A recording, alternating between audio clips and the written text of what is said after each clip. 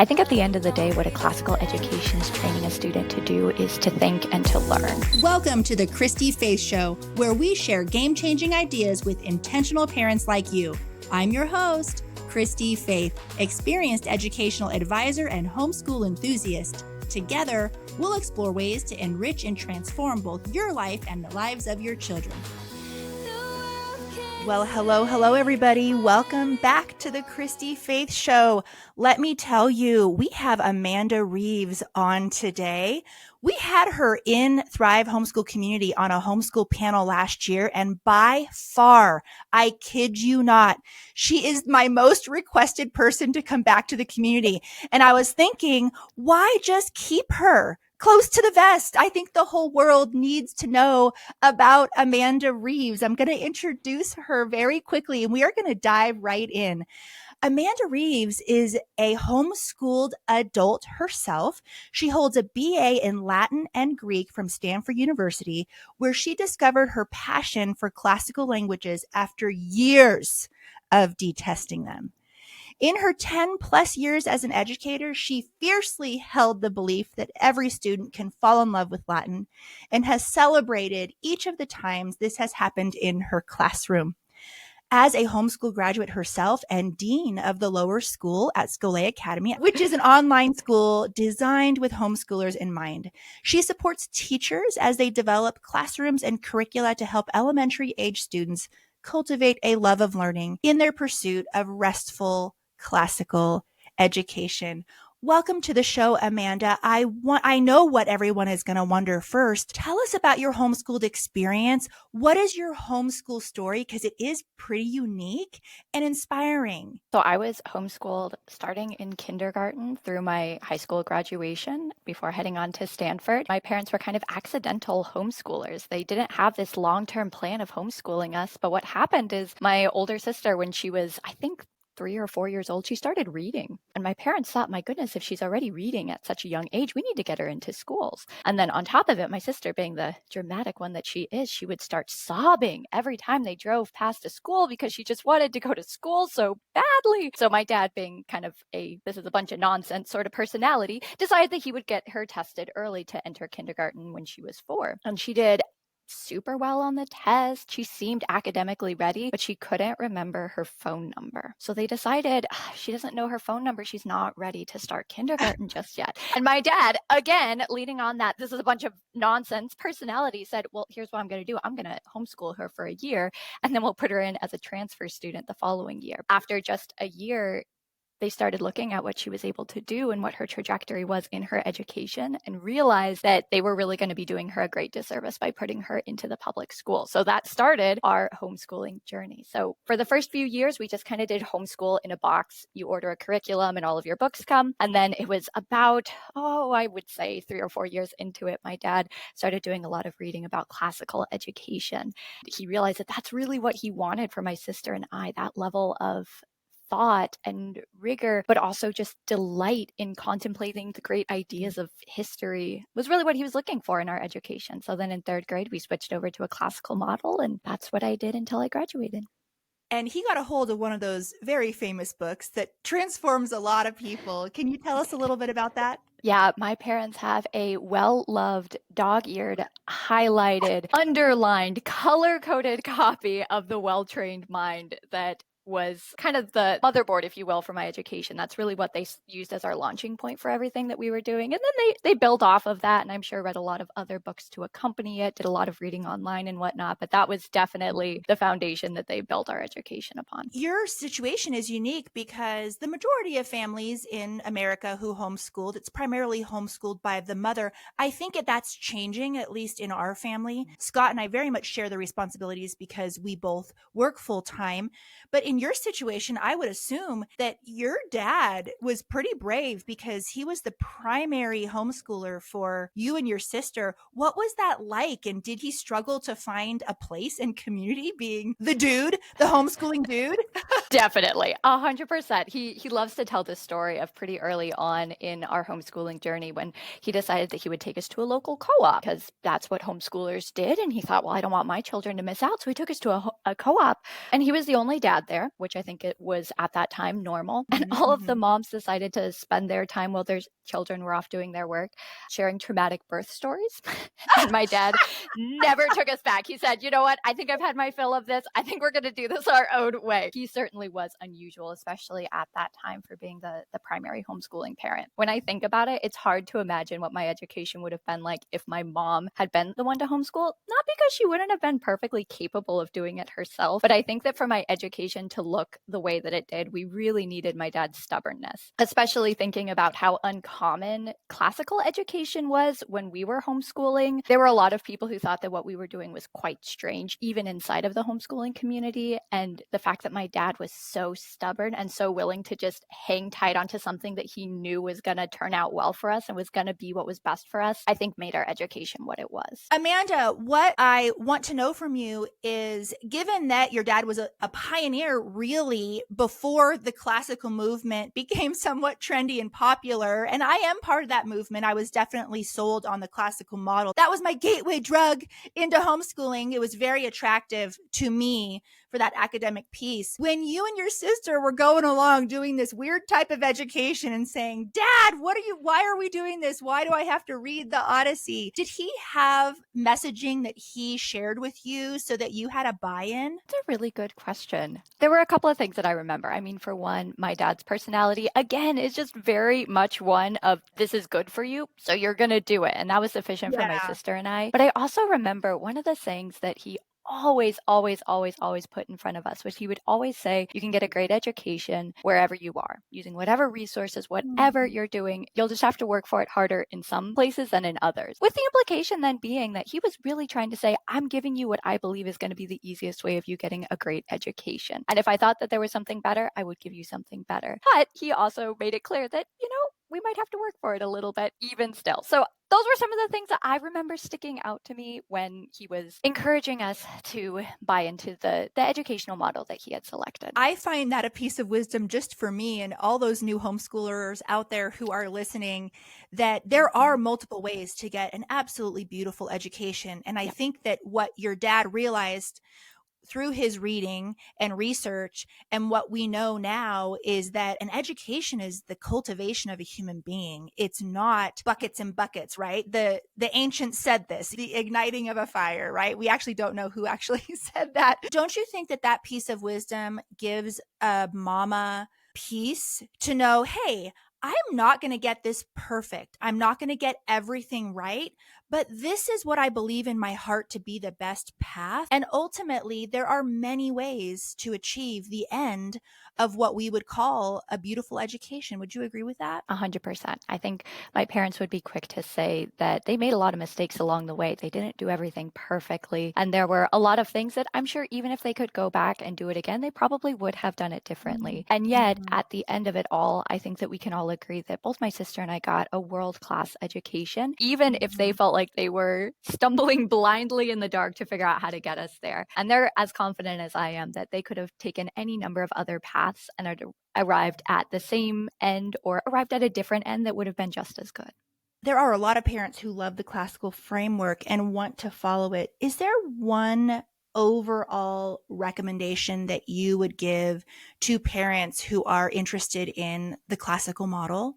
Yeah, if I were to make a recommendation for parents who are interested in the classical model, I think for one, I would just say don't be afraid, even if it looks entirely different from the education that you yourself received. I think that by nature of classical education only coming back into popularity in the last decade or two, we're only now getting to a point where homeschooling parents are sometimes graduates of that sort of an education themselves. But I think many homeschooling parents are still finding that the classical education model looks entirely different from the education that they received. I know that my parents experienced that. And I think that that made classical education more intimidating than it needs to be. But I think that there's been a lot of parents over the years who have been able to provide their student with an education inside of the classical education model that really is different from their own, but what they would want their child to have. So I would say don't be intimidated, even if it looks different. And the other thing that I would say is be wise as you're considering different programs, because I think that a lot of programs have a tendency to use the term classical in a way that perhaps is not actually true to what classical education is, as an education that's founded upon the 7 liberal arts and who really strives to put truth, goodness, and beauty in front of a student and enable them to think critically about the world of the past and the world as they see it today. So just because something says that it's classical does not necessarily mean that it's classical. So keep your eyes open and be wise about the decisions that you're making, recognizing that if your student has truth, goodness, and beauty in front of them, they will learn to love the things that they're studying. Before we continue, I want to share with you a program that has been a game changer for our family. At our Learning Center, we instructed and helped kids through pretty much every program on the market. So we know firsthand just how important a solid math foundation is for our kids' futures. Finding the right homeschool math curriculum that didn't compromise academic excellence, but also didn't put me and my kids through the ringer was a challenge. Until one day, I found CTC Math. You guys, the rest was history. First off, it's a mastery-based program, which means your child gets a full grasp of the material. It's also loaded with mixed reviews, ensuring your kids don't forget anything they've learned. The questions are adaptive too, which keeps students confident and progressing at their own pace. But the best part, all the teaching, grading, and testing, done for you. With CTC Math, there is no compromise on excellence. Your child gets a top-notch education, and you just made your homeschool life easier. Visit CTC Math to get your free trial today. Whether you're newer to homeschooling or you've been homeschooling over a decade, the fact is creating a streamlined, successful homeschool is hard.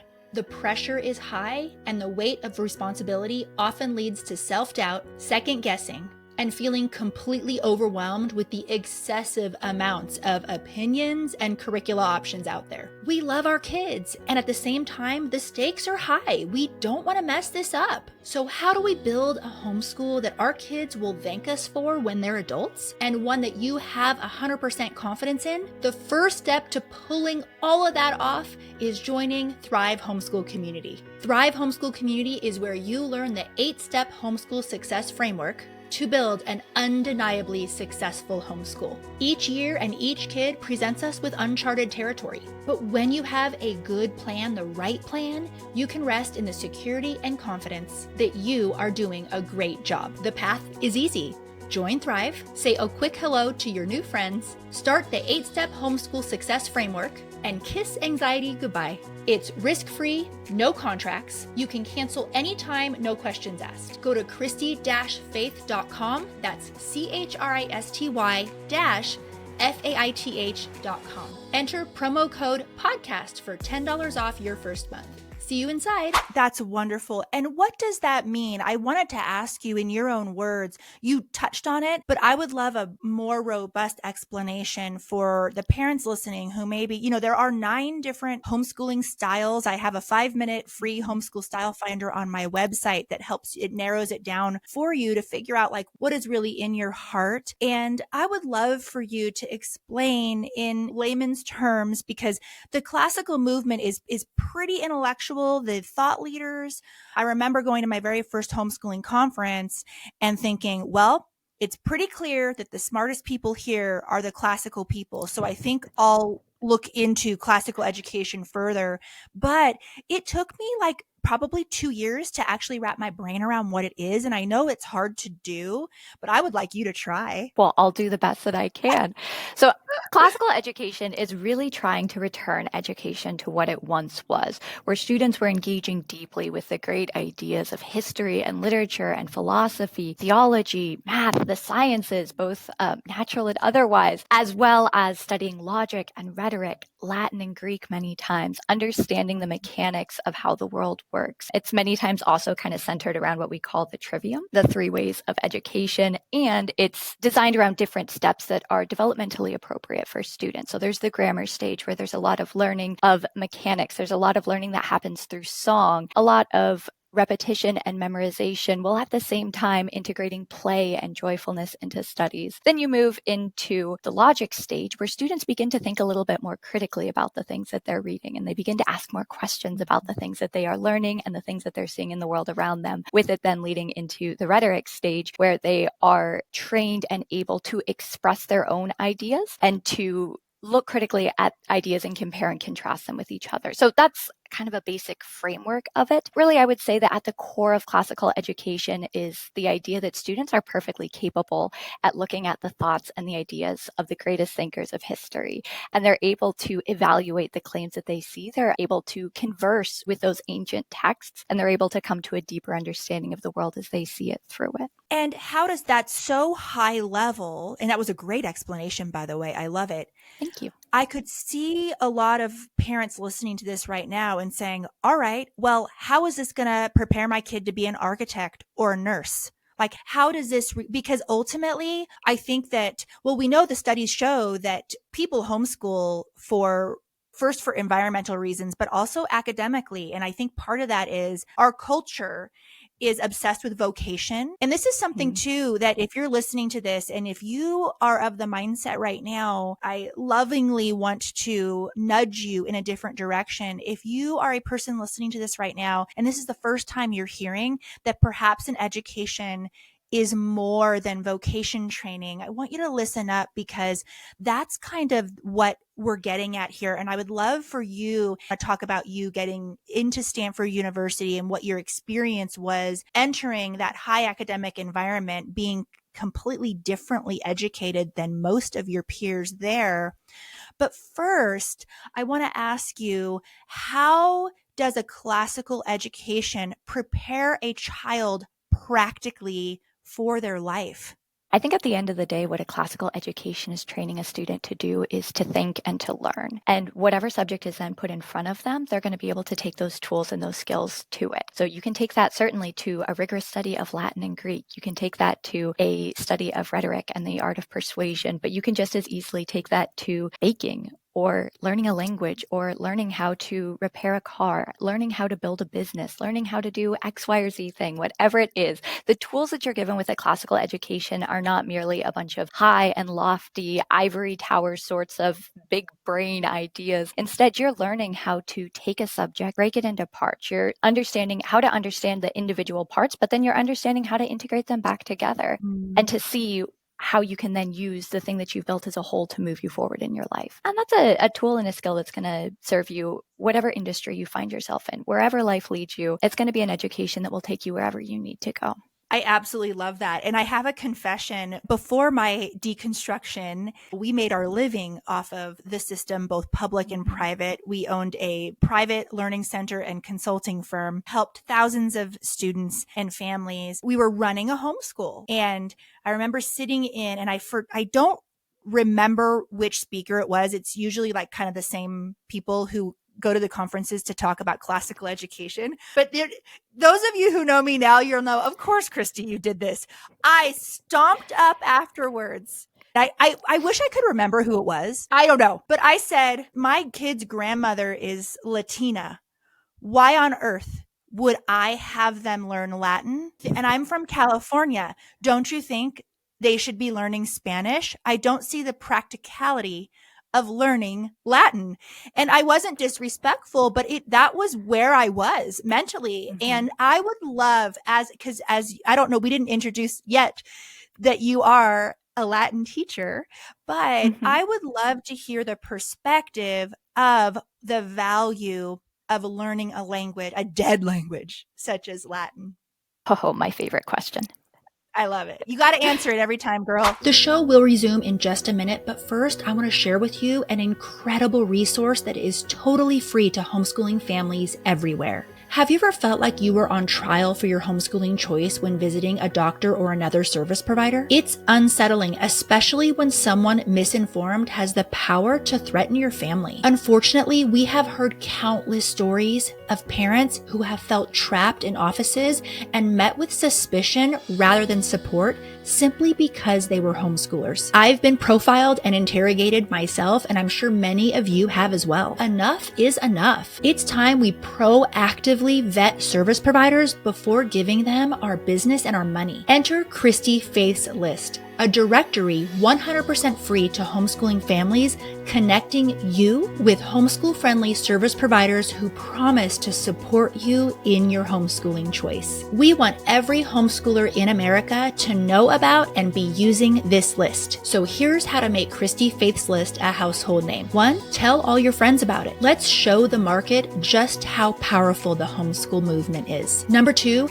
check Christy Faith's list website before stepping foot into any service provider's office to make sure they are on there. And number 3, if your favorite service provider isn't on the list, make sure to refer them. There's a button on the homepage of the website. It takes only 30 seconds, and that way we can send them a lovely invite. If you're listening and you are a homeschool-friendly professional, we want you on the list. We're eager to connect homeschooling families with you, shout your name from the rooftops, and bring you tons and tons of business. We have plans for every type of business, both small, local, nationwide, and worldwide. Check out ChristyFaithsList.com today. Hi, Mama. If you like my social media content and my show, I'm pretty sure you will love my book, Homeschool Rising, Shattering Myths, Finding Courage, and Opting Out of the School System. My book is for homeschool parents, both veteran and new, and the perfect book to hand any homeschool skeptics in your life so they can better understand why you've chosen this amazing lifestyle. This book will challenge you, empower you, encourage you, and give you solid, mindful answers to all those questions you get about your homeschooling choice. Grab your copy and maybe an extra one for your mother-in-law today. Homeschool Rising is available wherever books are sold. I do.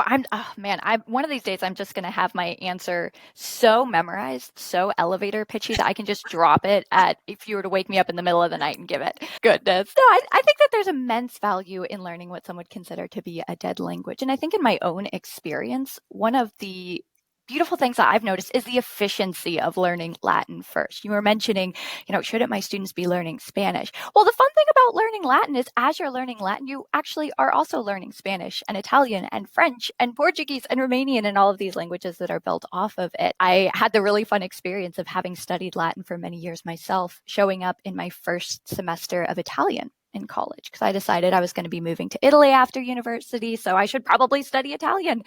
And my teacher thought that I was unusually advanced for Italian because I knew so many different words that had not been taught in our textbook. She just thought I had kind of an unusual pronunciation. But what she realized really quickly was I was actually just using the Latin word. Whenever I wasn't quite sure what the Italian word was, I just see how it went. And more times than not, it would work. So there is the benefit of studying Latin as it relates to making every other language you're ever going to study easier.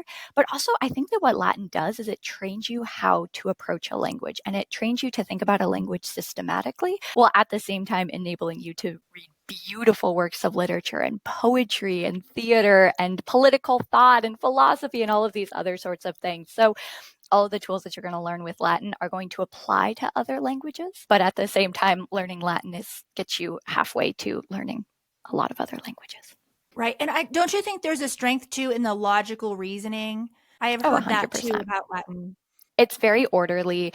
And once you understand a rule, you can see how it applies in a slew of different situations, which then you're able to look at something new and unfamiliar and see the patterns and start to figure out some of the rules for yourself, which I think trains your brain to figure out how a language works, even independent of more formal instruction with it. Yes. If you're enjoying the show and you don't want to miss out on future episodes, hit that like and subscribe button and show us some love with your comments. Those 5-star reviews really do make a difference. Yes. Yeah. And I think that's something that is important in terms of when we talk about cultivating a human being. Some things, like, for example, having your kids learning an instrument and being able to read music, they've done studies on what that does to right brain, left brain. It's not just for being able to be in a band later.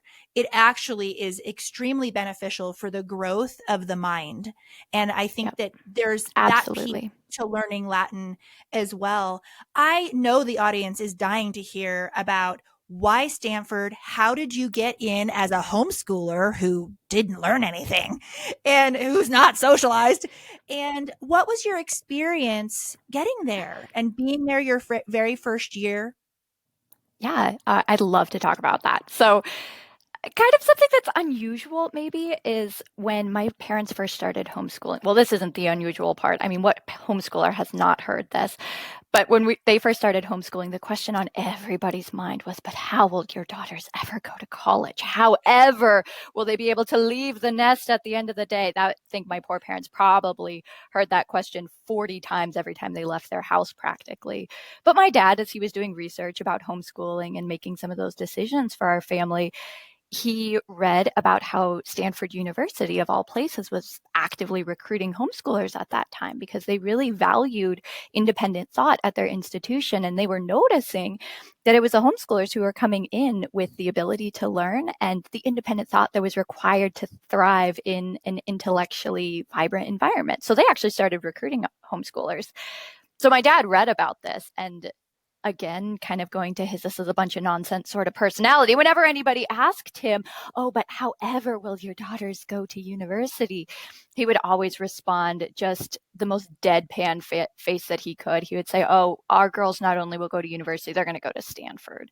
And then he would tell them about it. So I heard this from a very, very young age. And I said from, I don't know, the tender age of 6 or 7, oh, I'm going to go to Stanford someday. And ironically, that's how it ended up turning out. I ended up applying to a lot of countries all across the country, but Stanford was always the one that I wanted. And thankfully, that's where I ended up getting in. So yeah, it was a process to get there. Actually, the first time that I had ever written an essay was my application essay to Stanford, but it turned out well. They had a lot of questions along the way in the application process because I had taken so many classes at home and then some online and then some in local schools and then some here, some there. So they were a little bit confused about, where I went to school. But with a little bit of extra clarification, they were perfectly happy with the situation and they were apparently happy to welcome me into the school. And when you got there, what was it like? Were there any, I have heard from homeschoolers that there were some bumps in the road in their first year, especially in generations past. I think that the landscape of homeschooling has changed so much where socialization, I mean, if anything, we're over socialized. I'm exhausted from my kids' social activities. And I think a lot of parents listening, but I do think that you grew up in a different generation where your homeschooled experience was, you probably had seasons where you weren't in stuff and then seasons where you were. I want to hear both. And I want you to answer both of these questions. First, what was it like academically entering Stanford? How did you view yourself compared to the other students there? And then after that, I want to talk about your social experience.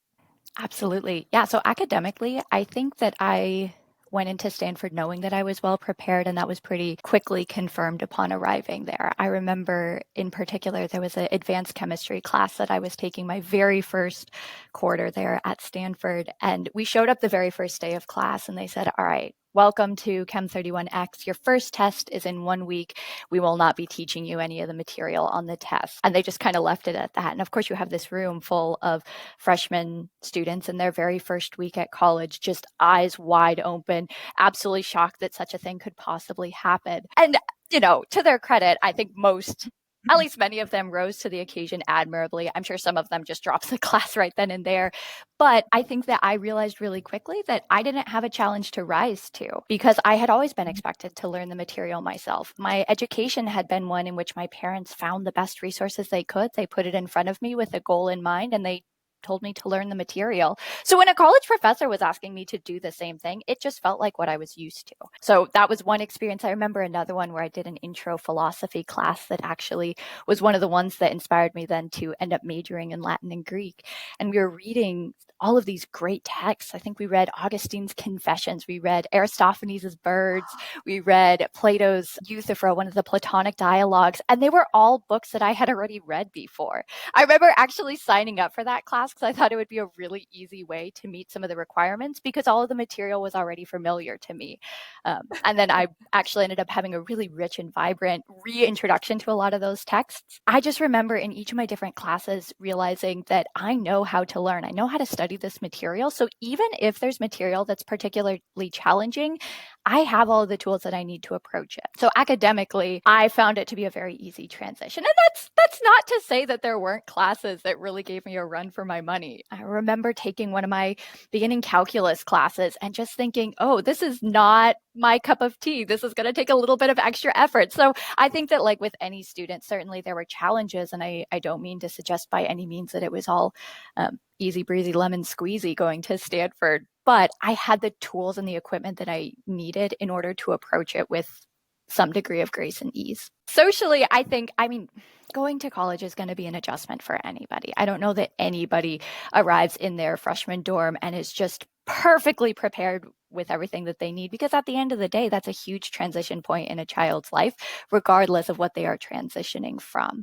But I found that I had a really positive experience. I really quickly found a whole bunch of friends that I really enjoyed and are still my friends to this day. And generally speaking, as I was interacting with people in my dorm and sharing some of our lives before college and all of that, I just found that they had a lot of curiosity, simply because my life had looked a fair bit different from theirs. But I think everybody was so intrigued about that and was so interested in how I became the person that I was, that I didn't feel any sort of negative social interactions or any sort of disparagement coming from my peers. I really felt like they were curious and interested and more than willing to just welcome me into the fold with open arms. Thanks for joining us for part 1. We hope you gained some valuable insights. Be sure to catch part 2, where we're going to continue this great conversation. My heart